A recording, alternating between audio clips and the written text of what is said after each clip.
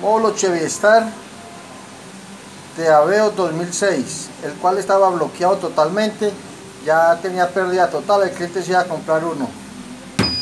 Ya está activando sin ningún problema. Desactivamos, metemos la clave,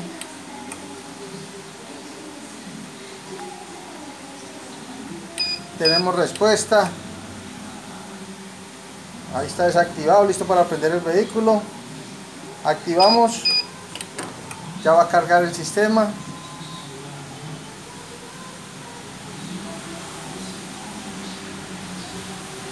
Ya el sistema está activado, alarma activada, volvemos a dar. Listo, ya el módulo está completamente solucionado, sin ningún problema. Cerrajería Madrigal. Ok, problema solucionado. Gracias.